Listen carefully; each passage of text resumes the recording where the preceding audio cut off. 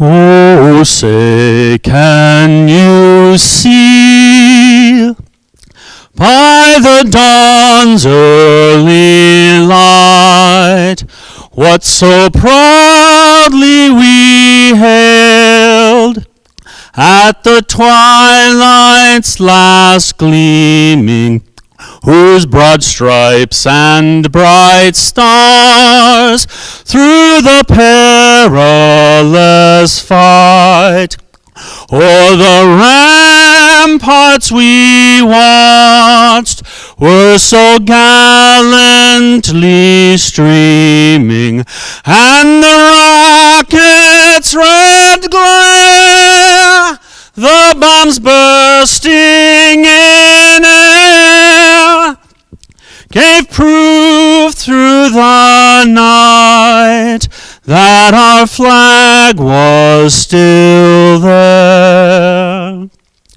Oh, say, does that star-spangled banner yet wave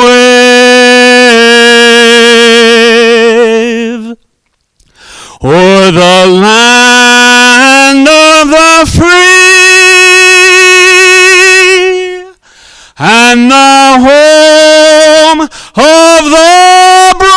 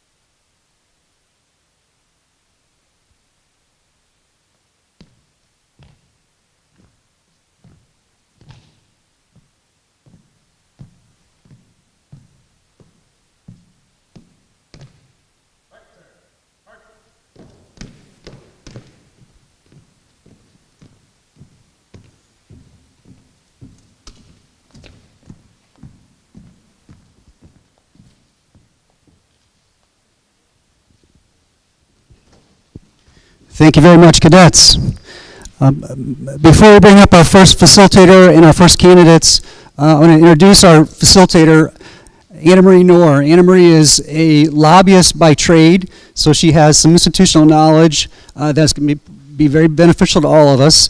And she also is the president of the governing board for the Maricopa Unified School District, an elected official herself. But first, I'd like to introduce Mr. Brian Winter, the principal here at Maricopa High School, and our host to say a couple words. Thank you.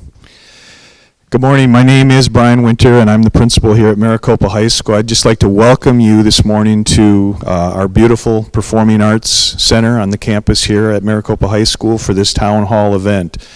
I hope that you enjoy the event today. And have a moment to talk with many of our student volunteers that are going to be involved with today's event. We have students representing our National Honor Society, Junior Statesmen of America, and Air Force ROTC programs here today. Maricopa High School offers a variety of opportunities for students in academics, career and technical education, athletics, as well as clubs and activities. We're expanding our opportunities every year as our population grows. On behalf of MHS in Maricopa and the Be Awesome Youth Coalition, thank you for spending part of your day with us, and I hope that you enjoy the town hall event. Thank you.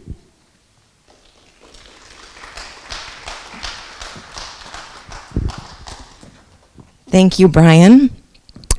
We're going to get started here today with the Legislative District 11 Senate candidates for the general election, and I believe they are going to come out now. We have Senator Vince Leach, and then we have candidate Ralph Atchue. If you could please join us on stage, we'll give you a couple minutes to introduce yourselves to the audience, and then we'll start with the questions, which we're really looking forward to today. And here they come. Oh, you couldn't hear me. I'm sorry. No problem. Well, if you guys want to take a seat, wherever you'd like. Are we sharing a microphone? You have microphones? You have microphones. There we go. So we're going to start this off with a quick 30-second introduction of yourselves. We'll start with you, Senator Leach. Thank you, and I think I'm on, and thank you for being with us this morning, being our moderator. At the risk of using up some 30 seconds, I don't know how many presentation of colors I've seen in my life, being a veteran up to just recently, and there's just a special part of that. Whether it's presented by military, first responders, or young people. And hats off to the young man is saying, or I think that I've got 10 seconds. So I'm your state representative for LD11, running for state senate. Thank you, and thank you for correcting me. I meant Representative Leach. I know better. And Ralph Atchue, please introduce yourself to the audience. Good morning, Maricopa. Just so we understand, Arizona's got some tough problems that we're facing. Funding of public education, keeping schools safe, the economy, the environment, unethical use of taxpayer money. And just so we are clear about this, my opponent is not only a big part of that problem, but he is the main obstacle standing in the way of coming up with common sense solutions. That's why I'm running for state senate. I'm Ralph Atchue, and I'm looking forward to answering your questions. Thank you. So we're going to get started today with some questions from the audience. No questions yet? Okay, well, this is where I get to ask questions. So you guys are going to get real sick of me, so I hope you can think of some questions to come up and ask our candidates today. Let's start out with just broad, in general questions. You talked about use of tax dollars. Is the total tax levied on Arizonans currently, is it too high, too low, or just about right? We'll start with you, Mr. Atchue. So the tax levy on Arizonans is out of balance. That's the problem. If you look overall, it's kind of in the middle of the pack statewide. But what's happened is, because the state has abdicated its responsibility for funding things like public education, infrastructure, juvenile detention, many things, the tax burden has been pushed onto counties and cities who have no recourse but to raise sales tax and property tax. So what we need to do is take a close look, an audit of where we are tax-wise. What we're proposing is looking at what we currently give away in tax loopholes and tax credits, and bring that money back that's not giving us a return on our investment. We need to put that money into public education, infrastructure, health care, things that make middle-class families have more of a chance for prosperity. So what we're talking about is changing the balance of taxes, not raising anybody's taxes, but bringing it to a more balanced state.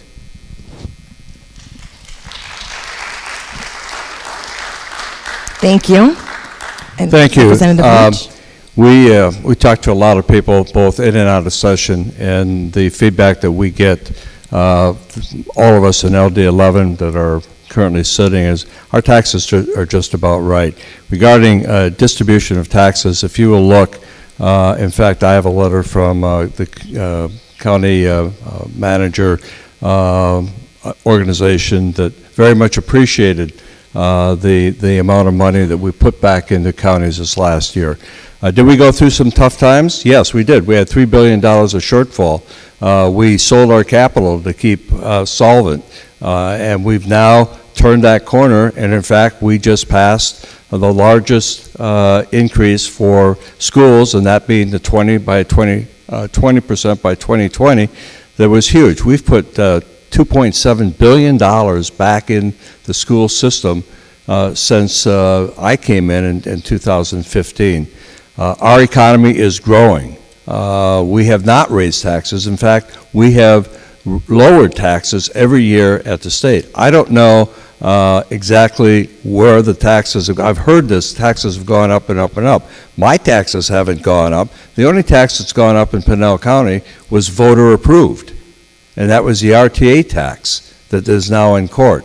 My sales tax hasn't gone up, and I do business both in Pinal and in Pima, and I have not seen any increases in taxes. If you're talking about bonds that go out, secondary bonds, that may well all be.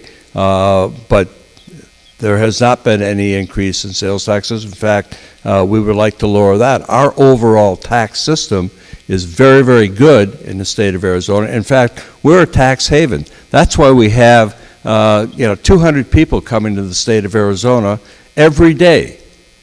Every day we brought in 240,000 jobs. We have more U-Hauls left over here from people coming from Illinois, from New Jersey, from Minnesota, from California that are escaping high tax. We are a high tax haven, or a low tax haven for people that want to get away from that. In addition, we have reduced the amount of regulations to date.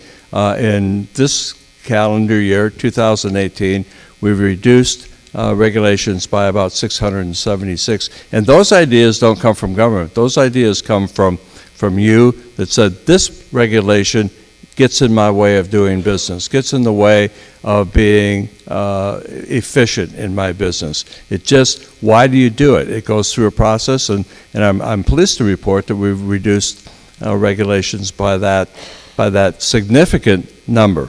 And so I think we're going in the right direction. We want to lower taxes. We want to let you keep the money. We want to let you keep the money that you earn. We on the Republican side have a definite feeling that you know better to do with your money than what we do. It is somewhat discerning that when we pass the 20% by 2020, I'm looking at people that are supposed to be timekeepers, and I think they're now getting. There was not one Democrat that voted in the House of Representatives for the teacher pay increase, and that was discerning and a little bit disturbing to me. And to follow.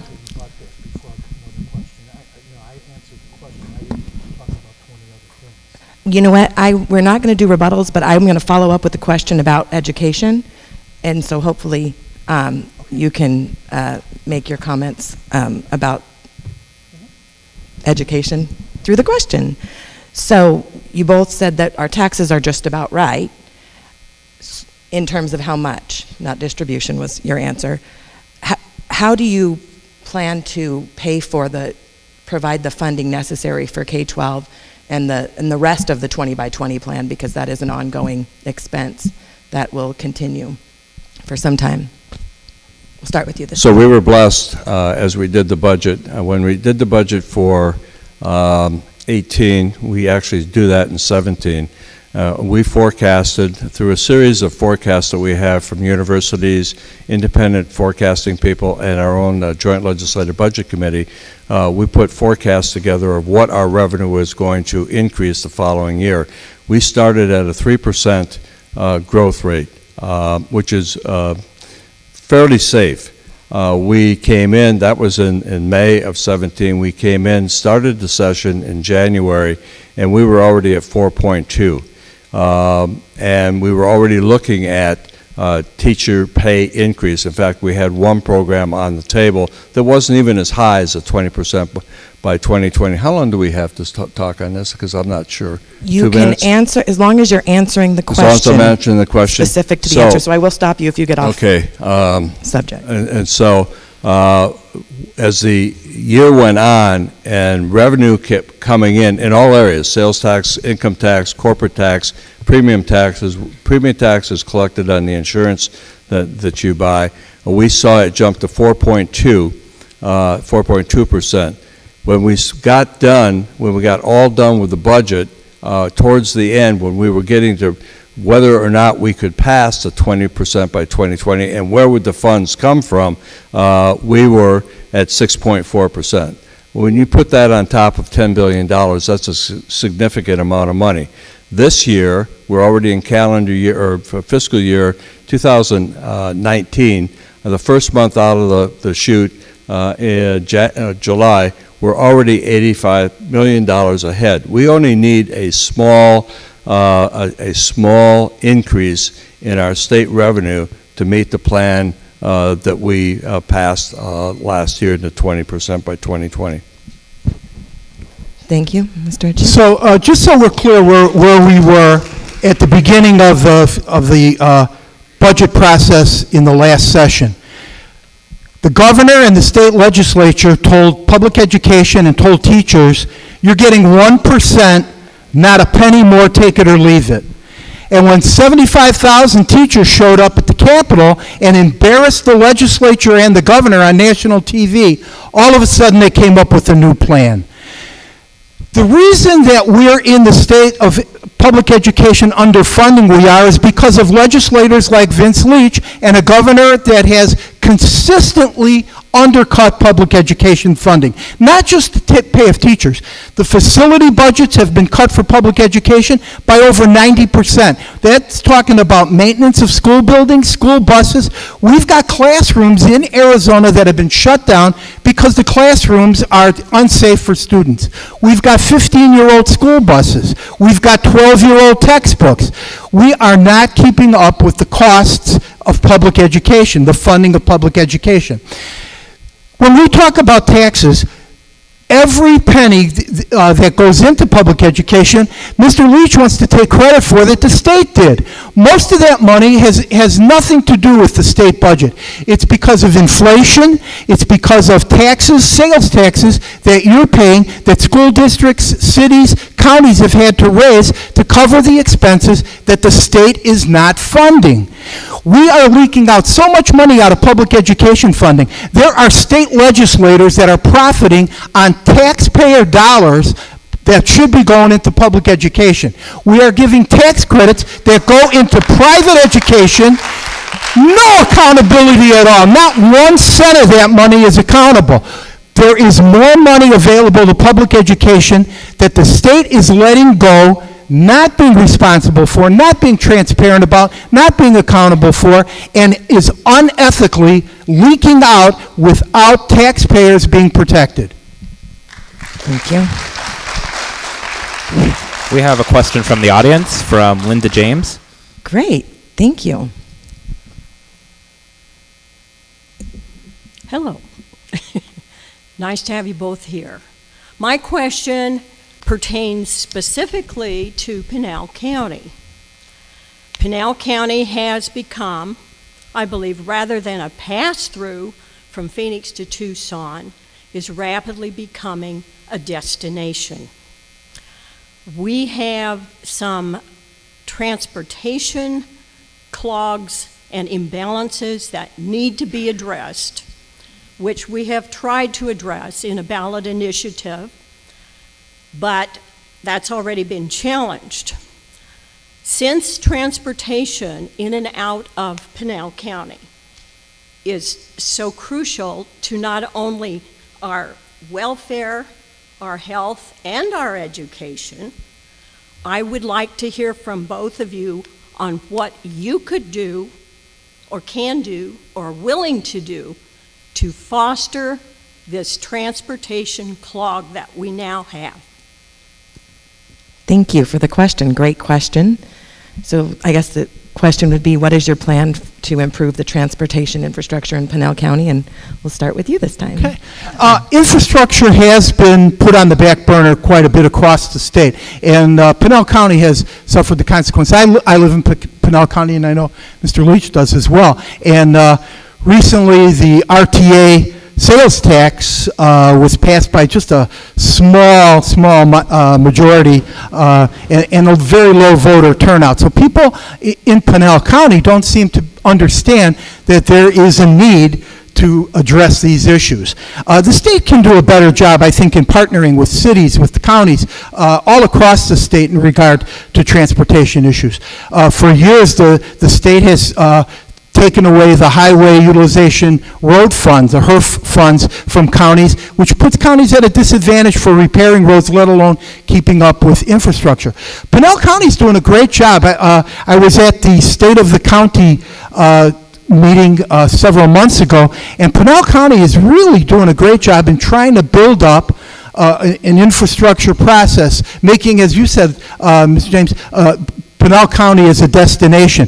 The truth is, maybe a lot of people don't realize this, something like 70% or nearly 70% of the working people in Pinal County don't work in Pinal County. So when you talk about it being a pass-through, so they work in Pima County or they work in Maricopa County for the most part. There needs to be better transportation. RTA is trying to do that. The state needs to be a better partner. There should be funds available for that with the state government that is willing to partner in a better way with counties. You mentioned healthcare. I think it's an absolute shame that a city the size of Maricopa, nearly 50,000 people, doesn't have a hospital, doesn't have 24-hour urgent care. So we need to work on those kind of issues across counties, not just Pinal County, rural areas, to make sure that we're helping the counties build up an infrastructure. Thank you for your answer. So on a positive note, the HERF funds have been totally restored in the last budget. We did sweep some of those funds. The HERF funds, by definition, by Constitution, don't go only to roads and potholes and infrastructure. By Constitution, there's a portion of that that goes to our prison and our prison folks. By the way, as a side note, I hope you don't ding me on this. On a side note, our corrections officers haven't had a raise for 8 years. But some of that money is going to prisons. It's set up in the Constitution. We had 2 chunks of money for those of you that have been on the 10 south of exit 203. That would be Toltec Road. We've got one piece where it goes through the Grove that we're expanding to 3 lanes, and then one further south that is going to be the 3 lanes. The major one, and the one that I was just in an accident with and had my car totaled, is from Casa Grande north to Wild Horse Pass. That has to be fixed. That is extremely dangerous. And I will go on record, if you can find a way around it, you should. It's just too dangerous. Now, we have a situation there with a native Indian tribe that goes back maybe years before any of us were here in this particular area. But we need to come to grips with that, make some kind of arrangement with the folks at the Gila River Indian community so that we can go to 3 lanes. Here in Maricopa, you have almost the same situation, to my knowledge, with a 347 going up in the stoplight road all the way up to the freeway every morning. You fight it. I don't need to tell you how bad it is. I've been on it. I've been on it at night coming back down here. So we have to work with our Native American tribal folks to work this out. We did restore, not in Pinal County, but we did restore a lot of money out of the port of Mariposa to eliminate that bottleneck down there to getting fresh fruits and vegetables into the state. And so we have returned her funds. They're 100%. Now the goal will be in Pinal County, and I think really Pinal County does a fairly good job of making application of those funds onto roads. That's not the case in all counties. There's a county right south of us here in Pima where those dollars don't end up going into potholes. That's a problem. Is that my buzzer? Or was that somebody else's buzzer? No, We're I'm still talking I'm about still going. transportation. Okay.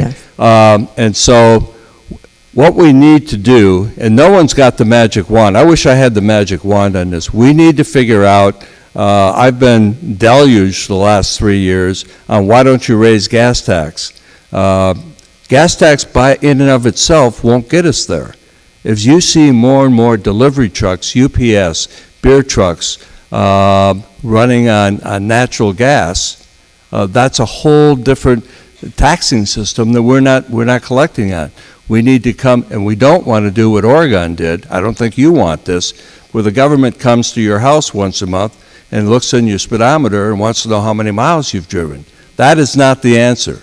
That is a terrible answer, but there's got to be a way that we can do things. Pennsylvania is working on a very unique project where they do private-public relationships on bridges and major thoroughfares, where they go in, a company goes in and builds it, and we, the state, through you and through taxes, we then pay over time, and after a set amount of time, normally around 20 years, the road and the infrastructure becomes ours.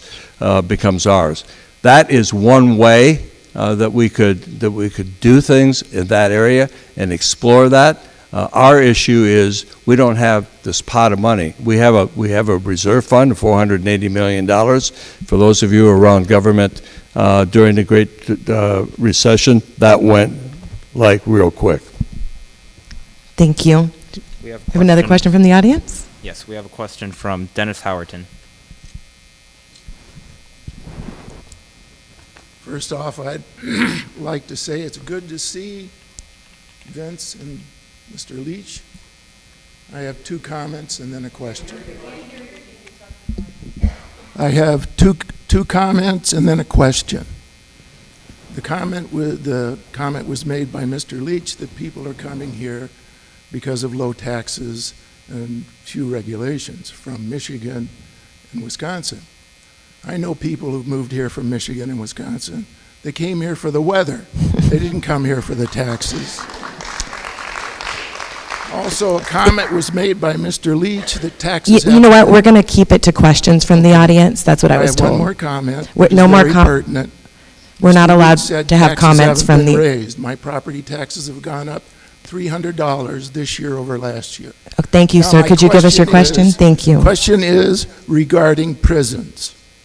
What is your position on public versus private prisons in Arizona?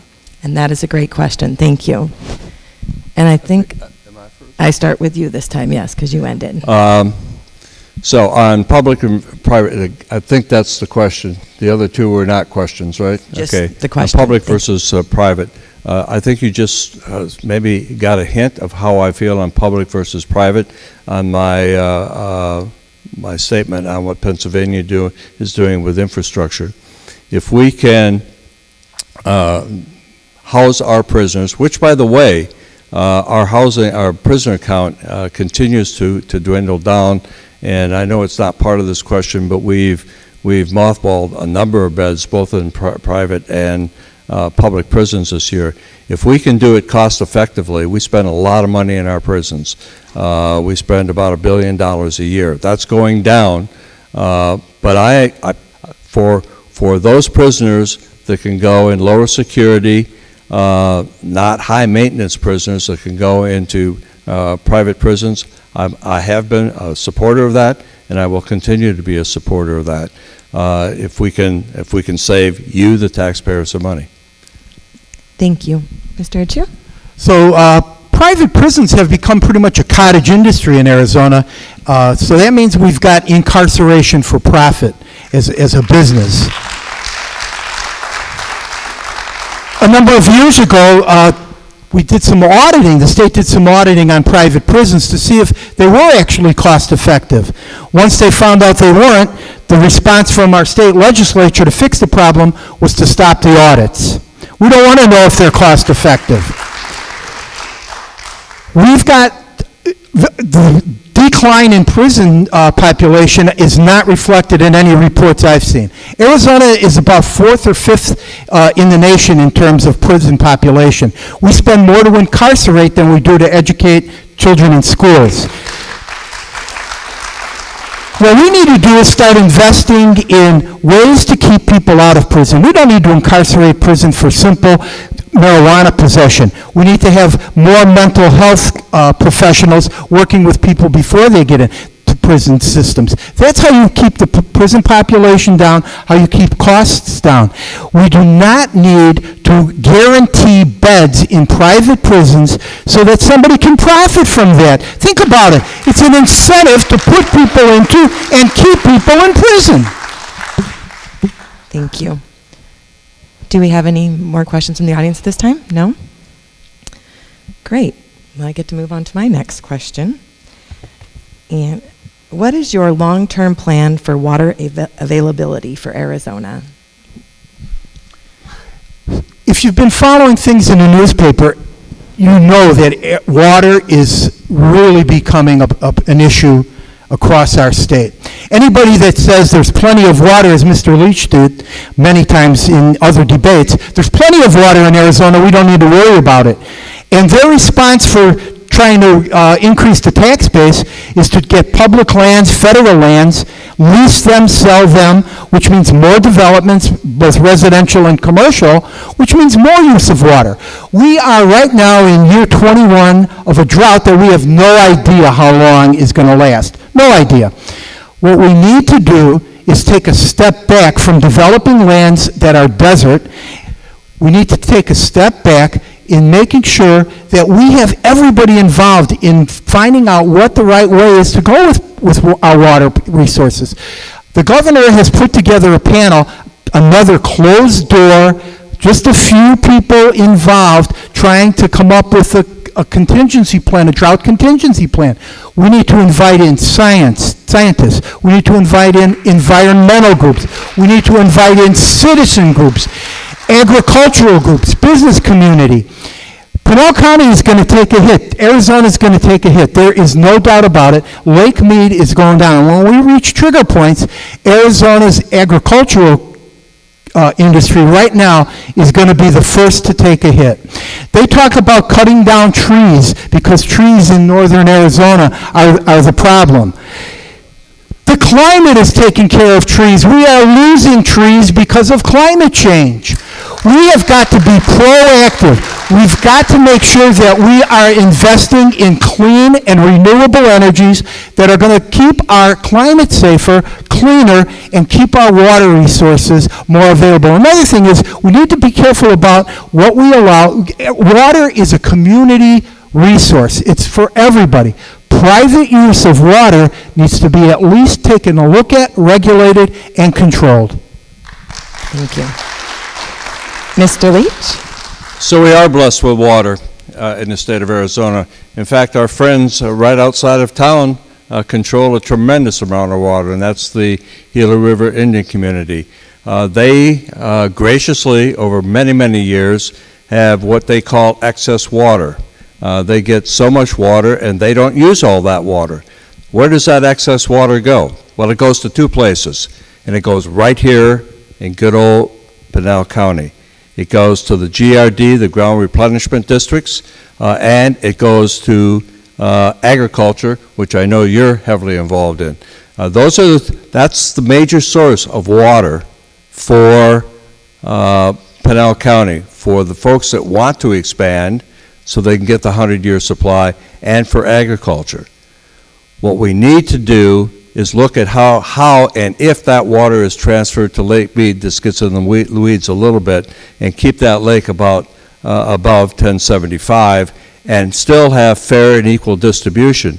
If we at the state and collectively decide that we're going to shut off agriculture, you're going to shut off $800 million worth of agriculture in Pinal County overnight. You're going to have Maricopa, and you're going to have a city like Casa Grande, who is dependent on agriculture, and the markets that it drives will be in very, very difficult positions. We have water. Do we need more? Absolutely. Where can we get it? There are many ways. We are right now working with the states on the river to come up with an agreement that would put us in a better shape. When the deal was made several years ago, Arizona was on the bottom of the list, and the bottom of the list were the Pinell Aggies. We've got to protect them, and we're cognizant of that. I've been asked many times from the governor's office, most recently by the Casa Grande paper, where are you on water? I said, when Pinell County is happy, I'll be happy. It's interesting, we had two major meetings yesterday in southern Arizona on water. One in the morning, and we had an Energy, Environment, and Natural Resources Committee meeting in Marana yesterday. My opponent was at neither one, so I'm not sure if he really thinks that water is all that important if he's not going to be in on the ground floor. We had committee hearings all last year. He was not in the audience. So I'm not sure exactly where he is at on water. He sent me an email to go with the governor's program, which would have given the water from the Gila River Indian community back to the lake and would have disregarded the Aggies and the home building community here. We did not do that. That was a bad program. Water is important. We will work through it. We will have all the consortium at the table, the builders, the Aggies. We will have the Indian tribes. Plus, we are dealing with water laws that are convoluted, go back to the 1860s, but we'll work through that. And there is water.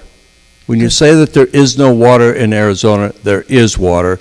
It's back on distribution and who holds the water rights. Thank you, Mr. Leach. I do want to follow up on this question because part of your answer towards the end, you mentioned private control of water. That's not something I've heard brought up, so I'd like to hear you expand on what that means and what the issues are. Well, I'm talking about the fact that Arizona's water is a resource for all of Arizonans. And we need to make sure that it's managed in a way that is beneficial for all Arizonans. That's what I meant. The bill that Mr. Leach just referenced is a total misrepresentation of what I asked him. There was a bill that was about giving private developers control over water resources, and I asked him not to support that bill, and he voted for it. That's the bill that I talked to him about. I've been talking to scientists about what's going on with water, not politicians and not just the business community. The fact that they want to put water into Lake Mead is going to be water that is right now in reservoirs that's going to be lost to evaporation just to hold off the problem for another year or two. It does not solve anything. Thank you for your answer. The water that I talked about for the Gila River Indian community is not in a reservoir. It is water that comes every year. That's their allocation from the river that they get. It comes down the river and it's their allocation. If they use it all, it is theirs. If it's not, it goes to the GRD and it goes to the Aggies. It's not sitting in a reservoir someplace. This is water.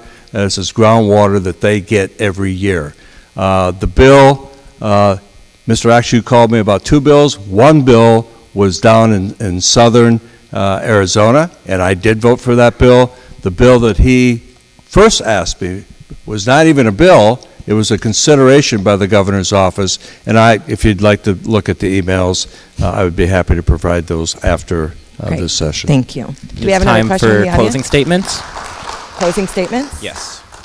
Great. So, as I mentioned at the beginning, you will each have 60 seconds to give a closing statement. Thank you for being here. We will start with Mr. Atchue. Well, thanks for being an attentive audience. Appreciate you being here on a Saturday morning. If we're talking about how many people are coming into Arizona because of the weather, that is nice. Retirees are coming here. The truth is, we've got a teacher shortage because teachers are leaving. We've got a doctor shortage because doctors are leaving. We've got a skilled labor shortage because skilled laborers are leaving. It's not that people are coming here for great tax benefits. They're coming here because of the weather and the proximity to some nice areas. We've got a chance here in 2018 to change the direction of our government. We've got a chance to make this an honest, open, transparent government that works for families and not just for profit. We've got a chance to bring citizens back into the process. We want to respect your votes. We don't want to be a legislator who attacks cities and towns with threatening to take away their state financing because they pass ordinances, or a state legislature that stabs cities like Maricopa in the back with a property tax without asking for voter approval. Thank you. We need to elect Hollis Lyon to the State House, Ralph Atchue to the State Senate. Thank you. Thank you, Mr. Atchue. Mr. Leach? Mr. Atchue is actually correct on several things. He really wants to change things. He really wants to raise your taxes. He was for a ballot measure that would have raised the small business tax 75 to 90%. That was Invest in Ed. That got thrown off the ballot because of initiative problems, because it was poorly written. He wants to raise your electrical costs. He is all in on Prop 127. He is okay with 50% solar. When it was raining up here for the last 2 or 3 days and you'd be on 100% solar, how do you think that would work? Okay, he wants to open the borders. He said the other day, could I have more time? I can't talk when I have. Yeah, audience, if you could please let him complete his statement. He said last week at another forum, we had a county sheriff that turned back $1.4 million, and he said his job was not to defend the county sheriff. We should have open borders. He's behind Garcia with no wall, no border security. That's change that he wants to be behind. Vince Leach for State Senate, VinceLeach.com, VinceLeach.com, VinceLeach.com. Thank you. I want to thank both of you for being here today and taking the time to educate voters about your positions so that they can vote. Remember that early ballots are coming out next week, so we're getting close to election time. Thank you so much.